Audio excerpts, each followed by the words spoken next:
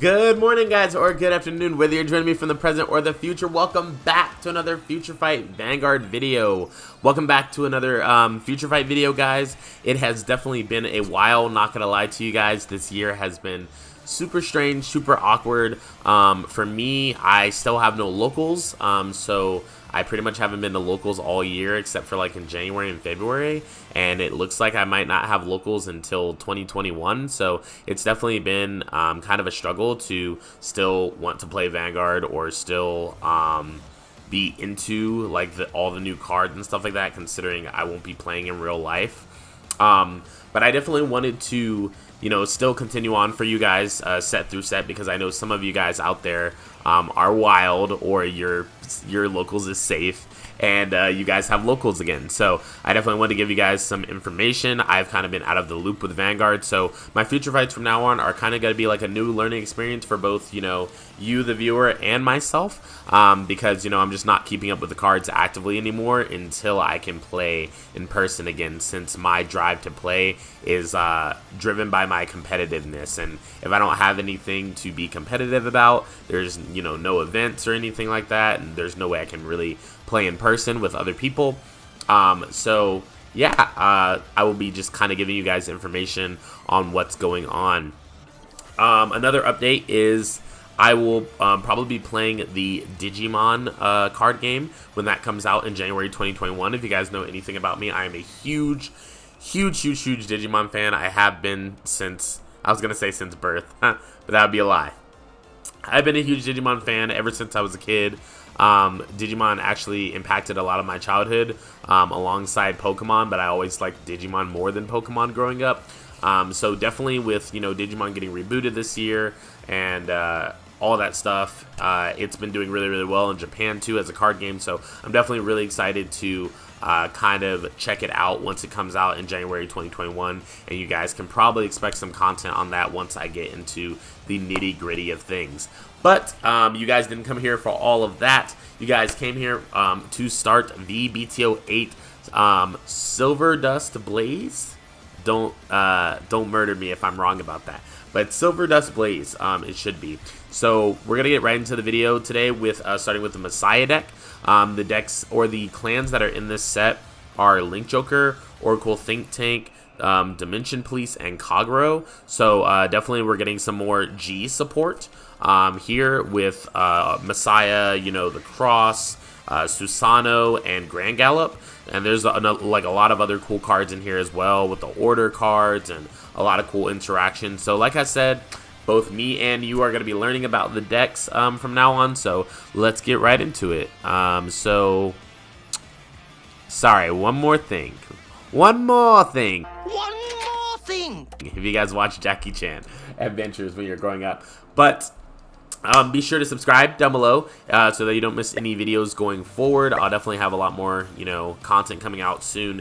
And there's like a whole new revamp that I'm doing with both my channels, with like a whole new, you know, brand new reroll of everything. And I don't want to announce things before I'm concrete in the idea, but I'm definitely really excited to get to be able to share that with you guys. So definitely be sure to subscribe and click the bell button so you don't have to miss any future videos. Also be sure to go to each one of our social medias, Facebook, Instagram, Twitter, and Twitch, and follow all of those. Subscribe, you know, all of that. Follow those so that you don't have to miss anything. I'm going to be doing a lot more cool things with those from now on too, like contests to win stuff, free cards, and, you know, so on and so forth whenever those come up. So definitely follow those so that you don't miss those opportunities to be in those contests. And also be sure, if you like anime, animation, or video games, be sure to check out my second channel, Let's Plays Animes, which will be down in the description below. But without further ado, let's get right into the Messiah deck. So as you guys can see, I also have a new setup now. So I'm kind of going to be looking at this TV, because this is where I'm going to have area from now on. So we're going to get right into the cards. So basically, we're going to start off with the grade 4s of the deck. So basically, we have grade 4s in standard already, but a lot of the grade 4s are starting to have like diversified use. And it appears that in Messiah, this grade 4 is actually meant to be played on rearguard, and it kind of does its own thing on rearguard. So let's get right into it. So this card is called Genesis Machine Deity Volko-Gwende. I hope I'm not murdering that name. But Volko-Gwende. So what this card does is it first has a continuous skill that says you cannot ride this card. And then when it's placed, you retire it. So basically you cannot just like place it down from your hand because it would automatically send itself to the drop zone, which means that you have to find creative ways to place it, which means, you know, I assume in this deck it's Link Joker, so you want to place it by placing a locked card like Messiah usually does, and that way unlocking it doesn't count as it being placed, so then it won't be retired. And then its third skill is at the end of the battle that it attacked a Vanguard, you lock this unit, and one of your units gets plus 10,000 power. So because of this, I did go Force 1 a lot of my games, but I did try out Force 1 and Force 2, as you guys will see in the games, and so I think that both are viable.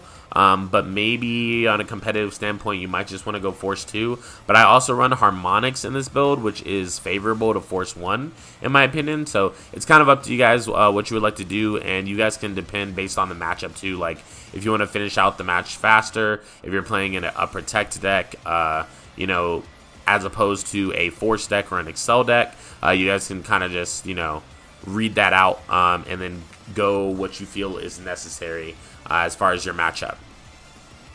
So then getting into our grade 3s, we actually have 9 grade 3 cards in this deck. This is going to be 5 normal unit cards and then 4 order cards. So starting with our normal unit cards, we have 4 Alter Ego Messiah. Alter Ego Messiah has 2 Vanguard abilities. The first one is an activation skill that says on the Vanguard circle once per turn, you can Soul Blast 1 and put up to 2 cards with different card names from your drop zone on rearguard as locked cards. So this card's amazing because it allows you to put a lot of different locked cards onto your board from your drop zone, and this means that unless your opponent is playing something that binds your cards like Narukami or like, you know, Deleter, Link Joker, stuff like that, then that means that your opponent will not be able to just destroy your cards and have them be gone forever. And that's really, really good because, you know, you unlocked cards before, and if they were gone, then they were just gone, and there was no coming back from the drop zone. So it kind of has like a little bit of Grand Blue going on to it now, except that the cards call themselves as locked, so you have to use other means to unlock them, which brings us into the second skill, which is when this attacks, when this card attacks and it's on Vanguard circle, choose any number of any fighter's locked cards, yours or your opponent's, and unlock them, and then those unlocked units get plus 10,000 power until the end of the turn.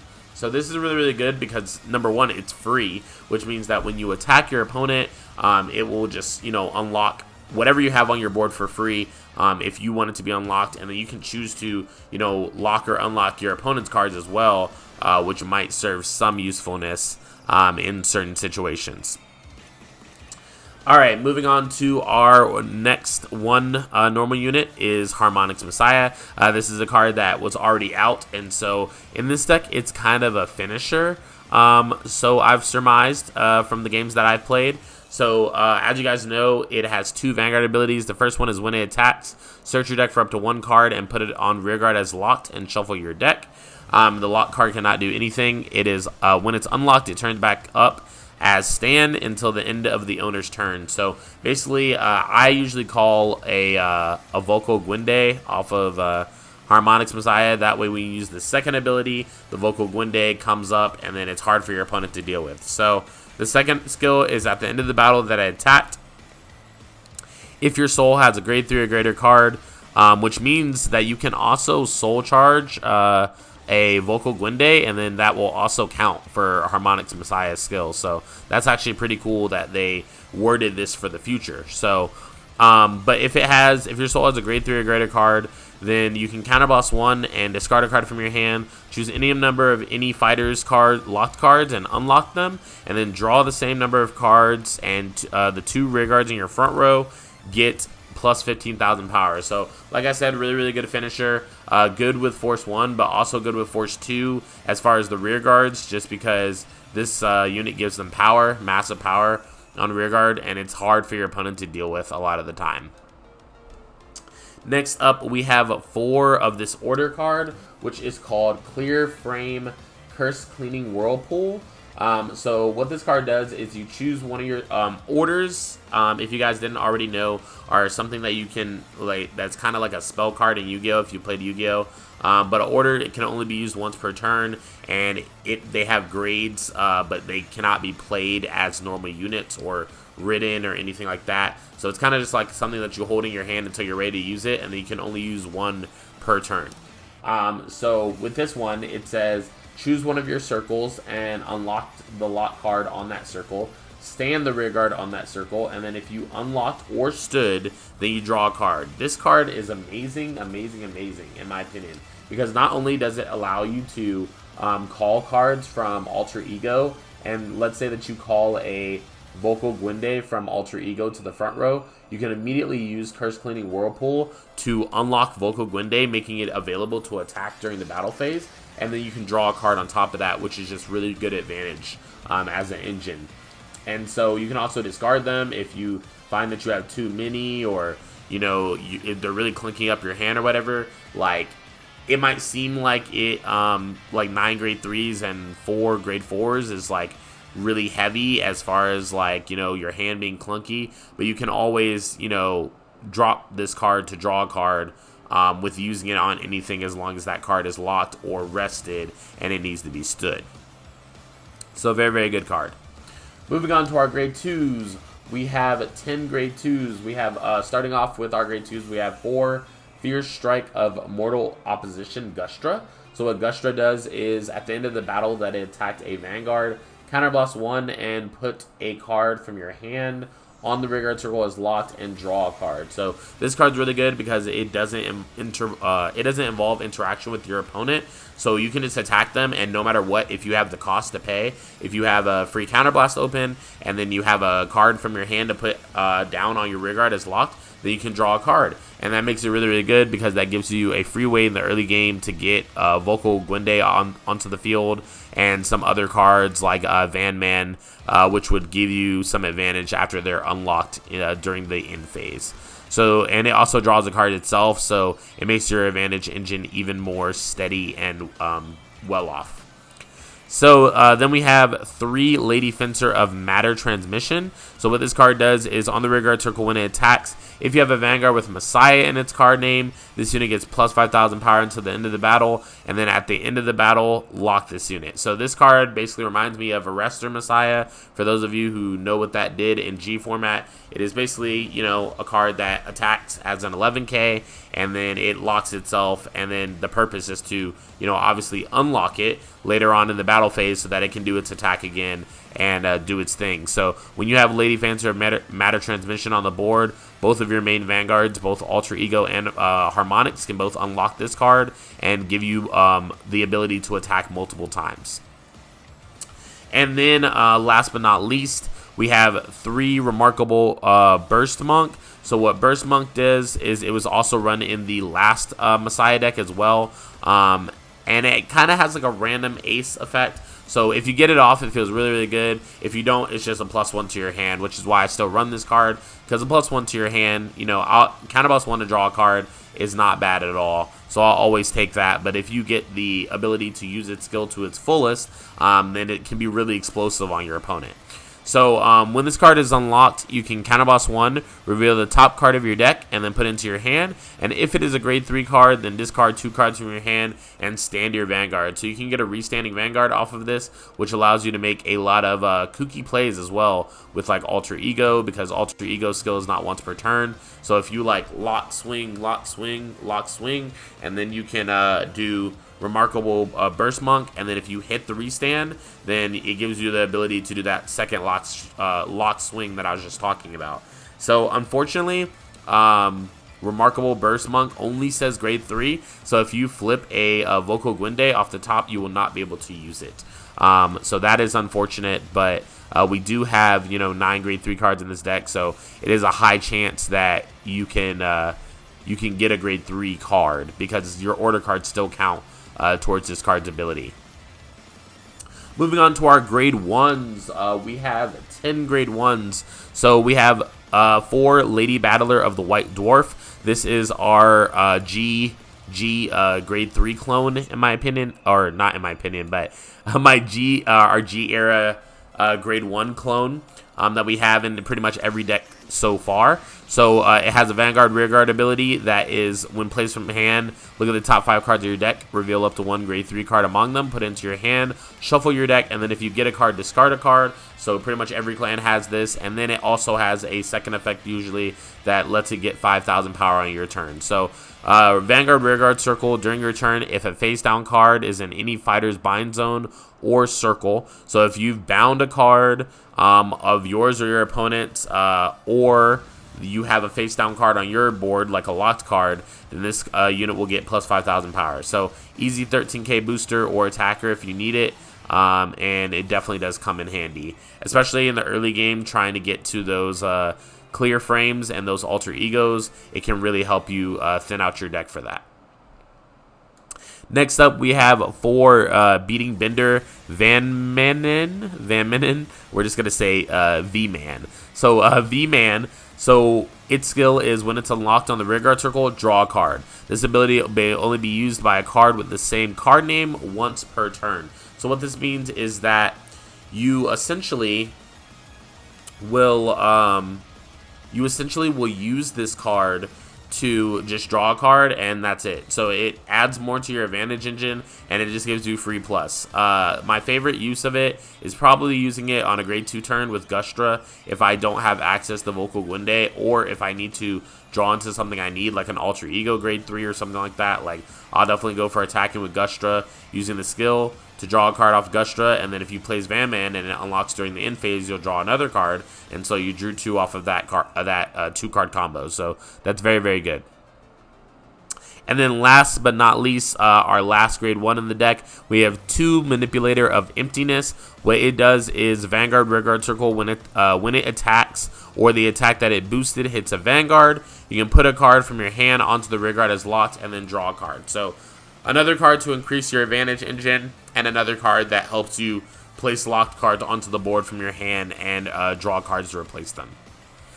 Moving on to our grade 0s, we have 1 Neon Messiah. This is our draw card starter when rode upon, and then you get a quick shield if you went second, essentially. And then we have for our triggers 7 crit, 5 draw, and 4 heal. This would be 4 Axino Dragon, 2 Asteroid Wolf, 1 Pulse Monk of the Quaking Foot, 4 Flowers and Vacuum Cosmo Wreath, the PG, and then we have 1 Milky Way Sharp Sword Gwyrg, and 4 Young Child of Virtual Particle, and that's our heal trigger. So now going back, we are going to take a look at some of the games that I played, and yeah, we're gonna see what I was able to do with those games. So game 1, it looks like I'm playing against another Messiah player. I start with a pretty decent hand, except for the fact that I don't have a grade 2. So that's kind of awful. But my opponent starts, and I do not draw a grade 2 for a turn, or for the additional draw off of my starter. But I do use my Lady Battler of the White Dwarf skill to check top 5 for a grade 3. I get the order card, and then I discard my quick shield. I'm thinking here, so I play a Manipulator of Emptiness to search my deck more, or go through my deck more, because I get to play this card as locked and draw a card. So I actually ended up drawing a grade 2 off of that, so you guys can see how much this deck digs and gets you raw card advantage.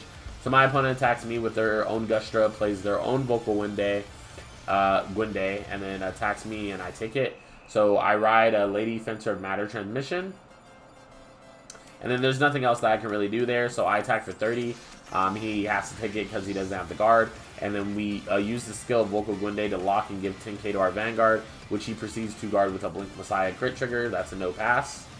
And then for his turn, he rides Alter Ego Messiah, goes Force 2. And uses Alter Ego skill to call Blink Messiah and Lady Battler. Then he attacks with Vocal Gwynday with the 2 crit. We do take it. And then he attacks with Lady Fencer here. We guard the Lady Fencer attack. And then he attacks with Alter Ego. We decide that we are going to take that because it would be kind of foolish to block it. And then we PG this side with the Force 2, and then we take this huge attack on this side. So then moving into our turn, we ride Alter Ego Messiah. We go Force 1 because I definitely did want to force, no pun intended, more pressure off of him. And I thought that I could do that better with more power on my Vanguard column. I also wanted the Manipulator of Emptiness to hit in case things go wrong. So I used my order card to unlock Malkuth-melekh, and I drew a card. And since there's nothing else I can really do from there, I move into the battle phase. I attack for 30. I lock this. I give 10 here. So attack for 40. He blocks that.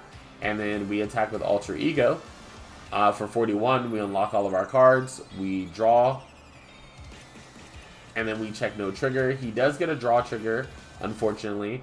But then we decide that we are going to call one off of Manipulator of Emptiness and draw a card, which we do into a draw PG. That's good for next turn. And then we attack for 58, and since he couldn't guard that, we add 10 here, and he basically couldn't guard that because it was 50.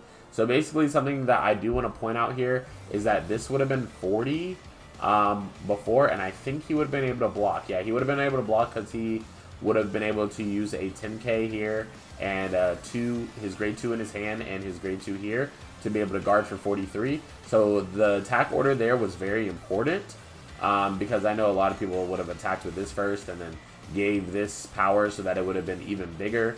But yeah, so he definitely would have been able to block this and then take that, which wouldn't have been smart. So definitely in this deck, really think about your attack order of what you're doing and why you are doing it. So now we are going to be moving on to Messiah Game 2. So it looks like this game we were playing in Sharot, which is a deck that I don't really remember what it does. Like I told you guys, I haven't been keeping up with all of the new card releases and stuff. I have heard that Sharot is a good deck, but other than that, we haven't really looked into the cards. So I start off with Lady Battler of White Dwarf. We look for the top 5. We get a Harmonics Messiah. We discard our order, and we attack for 8. Our opponent was telling us to remove our Quick Shield from drop zone, even though it doesn't really matter. I just decided to, remove it because my opponent was definitely making a big deal about it. But we attack for 8. He no guards. We get a draw trigger, and we draw. Our opponent gets a crit on defense. And then our opponent rides Prognos Dre, which is when it attacks. If your soul has 5 or more cards, look at the top card of your deck and put that card in the soul. So he attacks, and we take it. We get Gustra here, so we have Gustra. And then I was thinking about what I wanted to do here. I didn't want to call the Remarkable Monk from hand, but then I did use Gustra to counterboss 1 and call the Malkuth-melekh and unlock. Our opponent rides Abominable 1 Goderai, and he uses the skill of Emblem Master to search for 3 variant killers and put it in. He uses the variant killer skill to put a card in and countercharge 1. He uses Awful Nail to soul charge 1 more. And then we guard the rear guard here. We no guard his Goderai. And then we block this. Then we go for Alter Ego. We decided to go Force 1 again. Force 2 is probably a better choice in this scenario. But I definitely just wanted to make really big columns so that if he had a fake hand, we could blow through it, with the exception of that 1 PG. So, yeah, we really were just trying to go for gold here.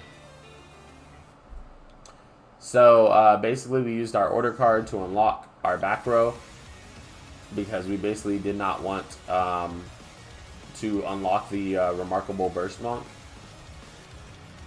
But I mean, that might not have been smart in the moment because that is still an extra attack. But there also wasn't another way to lock the Remarkable Monk again, so it did end up the way that I wanted it anyways. But we attack for 30, we lock it, and our Vanguard gets 10. So then we unlock everything on our board. We used Remarkable Burst Monk skill, and unfortunately is not a grade 3 card. And the very next card was a grade 3 card, so that is super unfortunate. But we did attack, go for the lock, and then our opponent takes it again and gets a heal trigger. So now our opponent rides Shara Vampire and goes for Emblem Master on Awful Nail, putting 3 of those into the soul.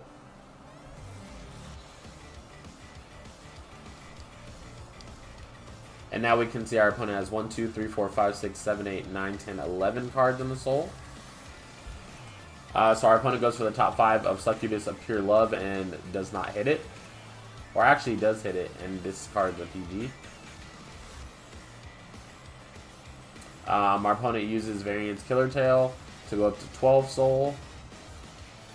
Our opponent goes for Emblem Master on Succubus to go to 14 soul.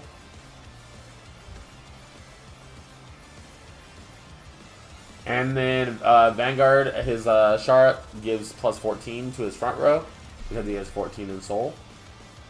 So these are actually hitting me for perfect numbers of 28, which is pretty unsettling. But we do get a damage trigger on our first attack through, so then we guard the other one with ease. He attacks with Vanguard and we no guard, and he gets a crit and a draw, which is pretty unfortunate. We didn't get any damage checks. But we decide to block this easily, and then we block this column with a PG because there's pretty much no other choice there. And our hand is pretty clunky, grade 3s and all that right now. So then we go for Harmonix Messiah. This is another reason why I said it might have been better to just go Force 2. However, I mean, it doesn't really matter either way. He did have 3 PGs in his hand, and 2 of which I didn't know about. So we attack for 40. He guards with the Emblem Masters.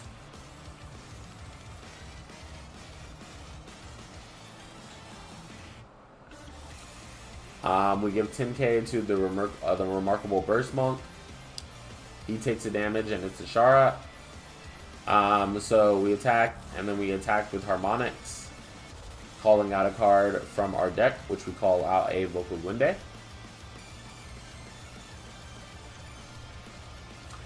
We check a critical trigger, which is unfortunate because he PG'd. And then we get a Manipulator of Emptiness. So we use Harmonix skill, Counterboss 1, unlock 2, draw 2. And they both get plus 15 in the front row. So we attack for 73 there, giving 10k to our other column, hoping that he could not block it. And then he does have that PG, so he was able to block it. So our opponent draws and places down Gilderai. And then places down Number of Terror. He uses Variance Killer Tail to put a card in the soul. And I pretty much knew by reading the card effects during the time of playing this match that I was dead as a doorknob, like so dead. I don't even think if I 6 damage healed out of this that I could have lived. But yeah, I was thinking about whether I wanted to take it for the heal right here. And I figured that that was pretty much the only way. So I ended up going to take the damage here. And I lost the game to Shara. So that deck is definitely very strong. From what I've heard, I believe it is one of the best decks to exist in that format.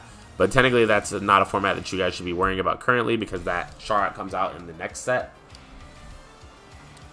But also that set comes out very soon from when I'm releasing this video.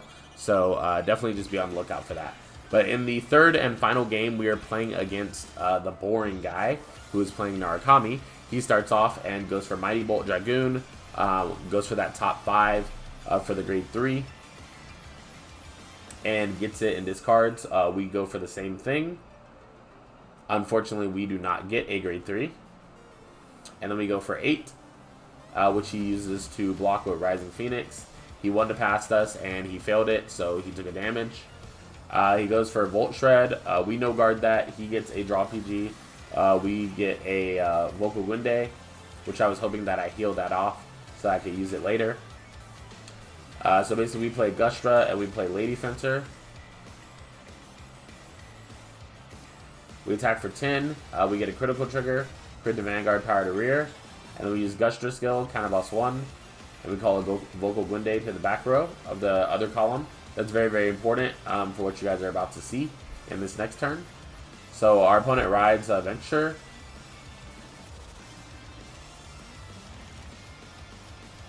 And our opponent plays Cho-Oh on the Excel Circle. He tries to bind our rearguard over here and move this up.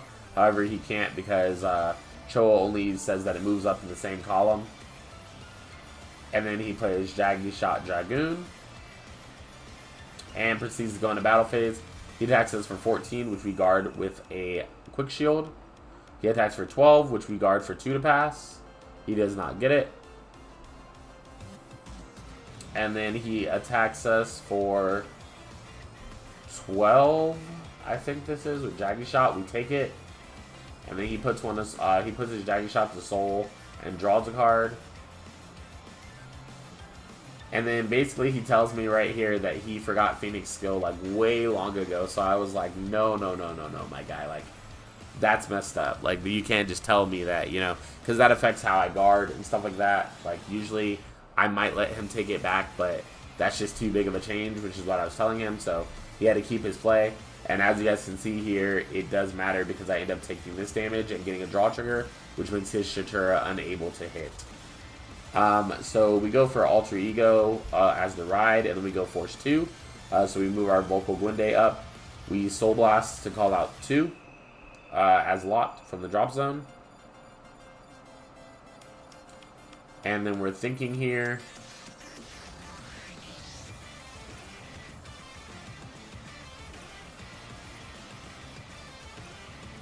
Alright, so we decided to keep our thought process here. We play Manipulator of Emptiness behind our Vanguard. Then we attack for 30 with 2 crit.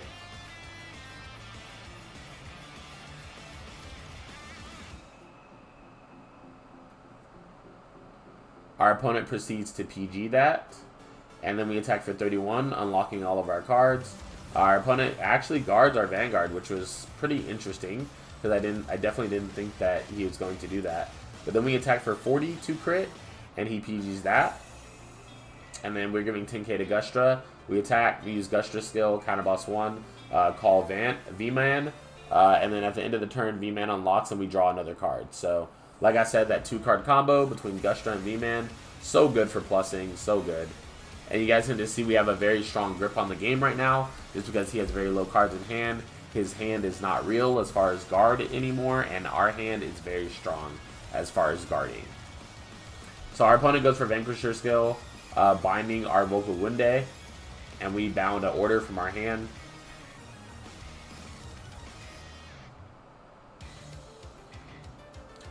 He binds Rising Phoenix from his hand, and now he can revive his previous Rising Phoenixes that he forgot about last turn, so he goes ahead and does that.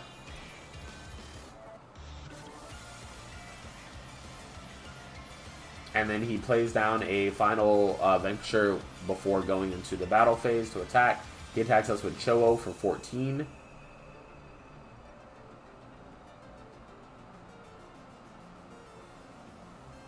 And then he forgot to add the 10k to the front row, so he's doing that right now. So he blocks. Or sorry, we block. We block the Cho-Oh attack. He attacks with Vanguard. We no guard. We don't get a trigger. He doesn't get a trigger. He attacks for 33. Soul charging with Bajan. I was also telling him that the order that he did that was wrong because he basically went for Jaggy Shot and called Bajan. So instead of draw, Soul Charge draw, he Soul Charged and then drew twice, which definitely, you know, affects the cards that you drew. But in this case, I was just like, whatever, you know, continue, because he was really confused about me trying to explain that.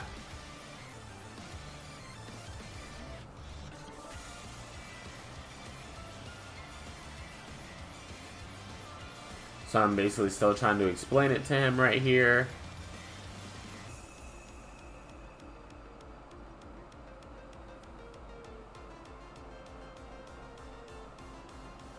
And then this is pretty much here where I told him, like, you know, never mind, just continue. Because it would have made more sense just continuing on than trying to explain something that he didn't understand. So I blocked his 29 and then his 27.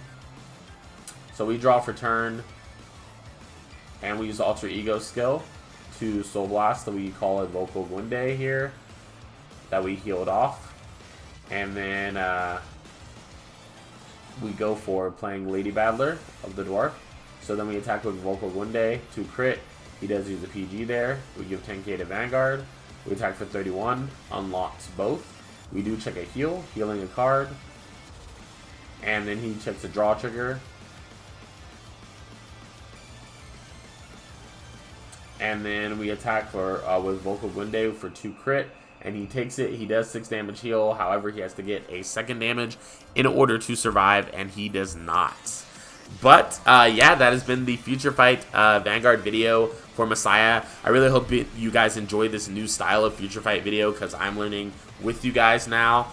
So definitely if you guys have any like tips or pointers for anyone wanting to play the deck, definitely leave those in the comments down below. Be nice. Give constructive criticism. And, yeah, definitely be nice to your peers out here. Everyone's having a rough time in this world now during, like, more than ever because of COVID and stuff like that. So, yeah, like, you know, be nice to your neighbors. But with that being said, this has been the FutureFight Vanguard video. I'm Josh Stallworth, and I will see you guys on the next Cardfight Empire video. Peace, guys.